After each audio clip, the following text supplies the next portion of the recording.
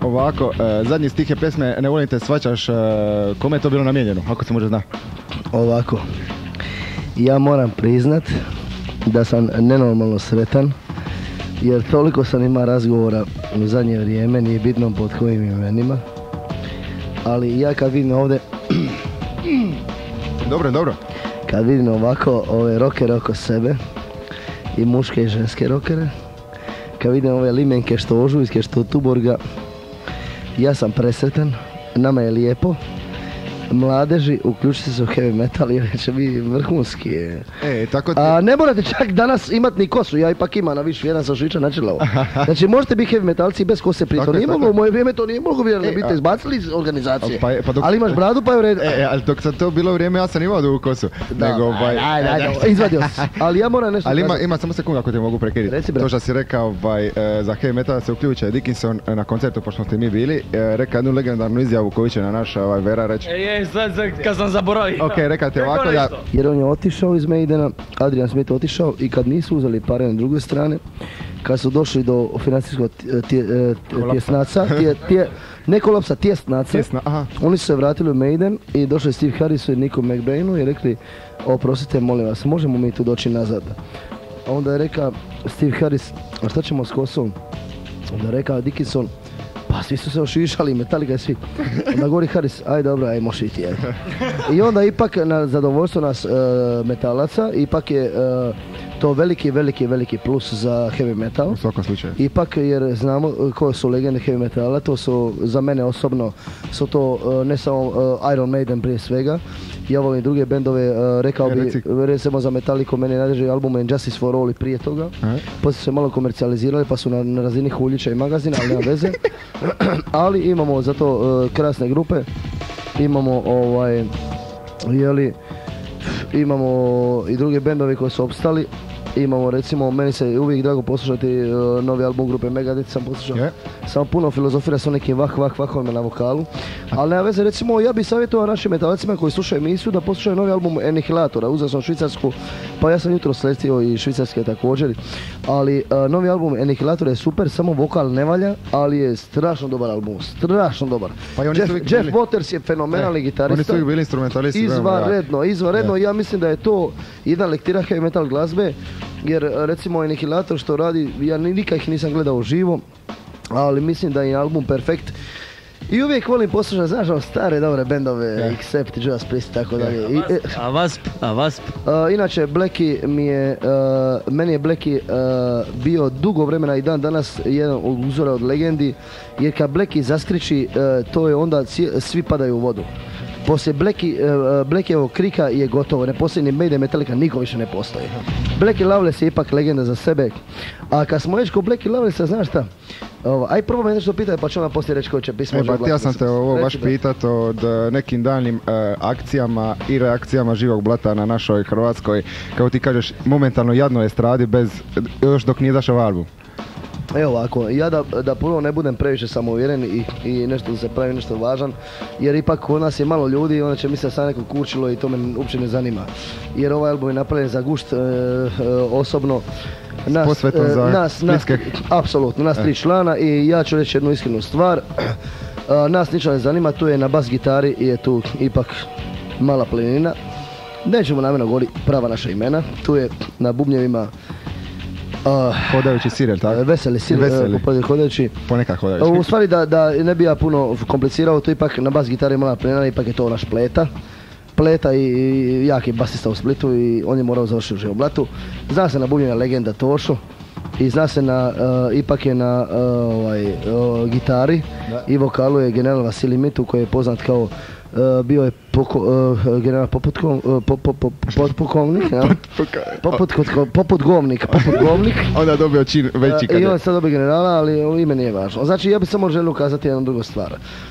Živoblato je nastalo kao jedno preveliko zadovoljstvo određene trojice ljudi koji su jednostavno guštali i ušli su u garažu jednog gospodina koji se zove Vjeran.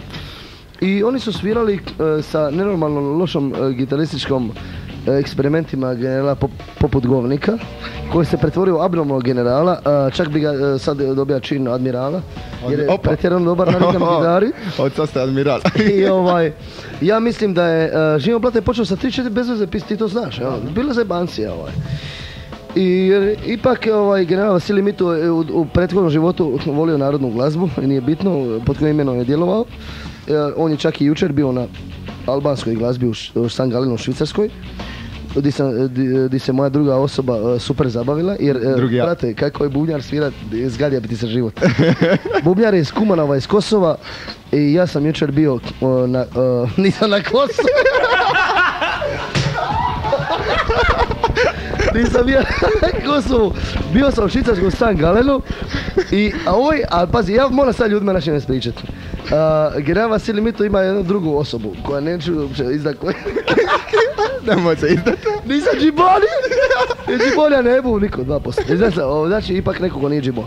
Znači, ja sam bio u San Galenu u Švicarskoj i onda na prizemlju je bio hrvatski dom, zvao se Ban, a govori meni Gazdarica je dvičeri, pazi, Gazdarica je dvičeri. Opa. A ne znam se ko je bolje ko je. I govori meni, ajmo čeo dole, imaju Albanci klub. A ja, inače, kad idem pišat u Zahod, ja samo slušam kroz zid kako taru, gadljivo taru. I ja odem doli. I ja kad sam ušao, to je mjesto za 100 ljudi. A sviraju ko da je recimo Iron Maiden svira recimo na Poljudu. Takvi je razglas. Zamislim to. I bubnjar tako svira da je to odvratno, a najodvratnije je šta ima stolicu, ne svira ono bubnjar su sidalice. Ima stolicu, još odvratnije ono što mi sidimo sad. I čovjek svira u jednoj pismi 8 ritmova promjene. Njegovim odakle se, brate, sti normalno. On uopće ne zna hrvatski jezik, on priča albanski. Gori, iz Kumanova. Pa meni, pri to Kumanovo. Pa što ja nisam iz Kumanova, kako to dobro sviriš. Ali pazi ovo, saksofonista, kad svira saksofon, ja mu već vidim 5 kobri kako izlazi saksofon. To je jednostavno. I pjevačica. Ja govorim, šta je ovo, nije baš neka naročita. Govori, pa to je rezerva i dolazi prava. Kad je prava zapjevala, onda ja sam poželio da Doris Dragović nabije na kolac. Zato jer, kad čuje njihovu pjevačicu, onda, dobro je, šta ja znam, ova albanska pjevačica, to je bila jučer, a Doris Dragović isto iz Crnogorka, znači isti kurac. Onda mi je, poželio sam da Doris Dragović nabije na kolac. Koliko loše pjeva prema ovoj, znaš? Jer, pa to je nenormalno. Prate šta radi, to nije normalno. Bruce Dickinson bi se još više ošiša da je čuje. I on sad jednostavno uza broj telefona i na frke, mislim, za Živo Blato su gosti, jel? Ali dobro, da ne bi išli u politiku Svako slučaj. Mi možemo, recimo, ovako, moja jedna predlog za ove dvije od Gazdarice. Ovu jednu pismu što si ti lipo napisa, koji je broj ime? Ajoj, ko će ovo... Šta hoćeš reći? Maloljetno. A da, maloljetno, već kad bude kasnije sad je. Ja bih ovako rekao jednu vrlo bitnu stvar prije što idemo dalje i uopće više nema šta pričat. Dvije stvari su još važne, da vam vaš general reče. I onda je prva stvar, odnosno tri. Prva stvar, puno se zahvaljujem što ste me pozvali u ovu emisiju. Hvala tebi što si došao. Jer Živo Blato je band koji je tu. Tu je i čak i ostatak benda. I svi smo tu. Planinari i... I Sirevi. Ovako, meni je drago što osjećam da je Živo Blato već postala legenda u Splitu i puno sam sretan zbog toga. A Boga mi šire. Hvala Bogu, jel? Ja bih želio samo kazati jedno, da ovaj album smo napravili jednostavno iz zezancije i to se izrodilo u 30 pjesama plus 31 burek instrumenta. Čućemo se. To bi bilo lijepo čuti. Znači, legenda moja s dugom kosom pripremio se, burek je broj 8, iza kurve. Jel? I kurva je naša pjesma, nije. Ja bih kazao samo jedno, ja sam pazi, moj prijatelj ovdje stoji koji je inače prvak Hrvatski u biljaru, Ivica Putnik, ja ga pozdravljam, to je moj brat drugi, iza Hrvoja moga. On ne može vjerovati da se toliko gadljivo osjećam super ovdje, jer zna bija da toliko mojim ova razgovora pod mojim prvim imenom, nije bitno, ali ja toliko uživam jer apsolutno ništa ne zanima. Ja sam sritan čovjek. Zašto? Radio sam između ostalog prvo za to da bude kako treba, jel? A drugo, ipak zanemarimo sad situaciju u hrvatskom rock'n'rollu. Ajmo malo biti ozbiljnije. moramo vidjeti da je situacija u hrvatskom roku da je vrlo zabrinjavajuća. Neću heavy metal ne spominjem. Heavy metal uopće ne postoji, to nikad nije postao. On postoji o underground krugovima.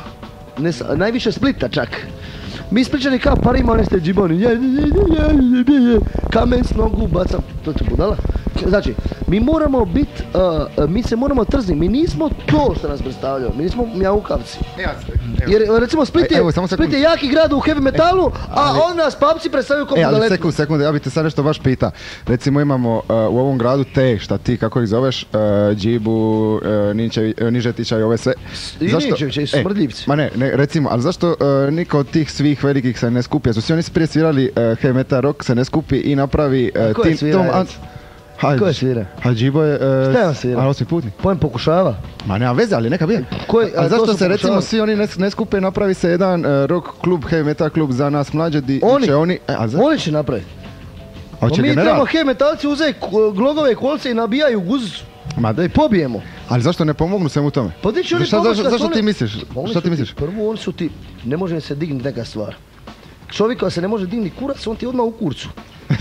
Onda, okay, ali... onda jebu i u guzicu. Ali imaju para toliko da nam mogu to sve... Ma ima više od njih. A zašto da recimo se svi ne skupite i napravite jedan... Zato jer oni nemaju para koliko ti misliš. On se kurče da imaju para. Ali znaš ko ima para? Ko? Moje prvo ime, neću reći ko.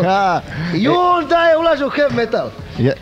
Hoćeš ti pomoći recimo u ovom gradu da ta heavy metal izgleda? Pa viš da pomažem. Ok, s ovim album, u svakom slučaju. A i pomažem na velikom koncertu kad će biti na to. Samo čas. Onda recimo... Nestalo je pive, o tome se priča. Nestalo je pive. Donese novu pošiljku, ne prekida, jer ipak je diktatura vlada. Znači, zašto? Ja najviše volim kad meni dođe moja žena. Opa, ne mogu ga prekida generala, bit će... Neću nego trafika. Ja jedva će ga doći kući, kada dođe meni moja žena će, kao se tako nepristojno priča. To je heavy metal. Ma bravo. To je. Znači, ovako. Mogu li odgovoriti zašto su ovi posustali? Džibo je pokušao s osmim putnikom i to je propast bila zato jer je bio vrlo plitak i vrlo neuvjerljiv i to je ništa. Nije zna pivati svašta i danas ne zna i on je obična promašaj. Ima metafore koje su smiješne prema recimo jednom bajagi s kojom sam pio u Njemačkoj, nije bitno. Zatim imamo Nižetića koji kmeća, kako je kmeća, tako u speed metalu kmeći dan danas, to je kmećalo, obično smrdljivo i to je gotovo. To je smrad smrdljivi kmećalo. Giuliano, to je obični skakavac, smrdljivi skakavac. On glumi se samo može glumi govno. I gledaj sa ovo. I znači, daj uzmite to, nemojte pričati, molim. Znači ima još jedna, ko je još ostaje recimo? Pa ne znam. Džibo je debil, Karan. Karan je legenda! On piva kroz govno, on bi kroz nos piva, on kroz sve piva, samo ne kroz usta. I on virao neke kravetine smrdljive, on je obični, on je krava.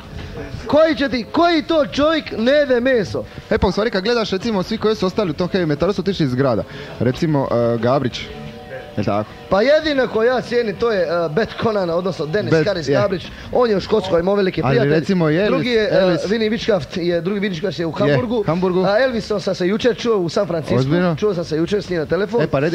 I jedan veliki moj prijatelj u Los Angelesu, Tihomir Boroša, koji je inače oformio vatrogasce za jebanci to. On je sa Los Angelesu i svi čekaju na Vasilija Mitova. A naravno, valja je vrijeme da se kaže ko je Vasilij Mitov. To je ipak reinkarnacija Franje Tuđmana. Gospodine, sam moram sa vi, jel tako? Naravno. Pošto ste rekli ko ste. Naravno. Što mi da dalje slušamo? Ne možete nema puno, Mesić ipak je Tuđmanac. Okej. Što mi kad se sidi Mesića, da boda Tuđman uskrsti, a Mesić je degenerik. A reci mi, ko bi bio treći da nije ni ovoga ni onoga, ko bi treći bio idealan po tvome mišljenju? Predsjednik. Vjeran. Hvala. Znači da bi onda cijela država slušala heavy metal. Znate šta, da mi ne puno pričali, idemo dalje. Ajmo mi staviti pjesmu, znate koju? Koju? Ajmo mi staviti pjesmu broj 11. Ajmo legendu, rock broj 11, pojačajmo. Ajde.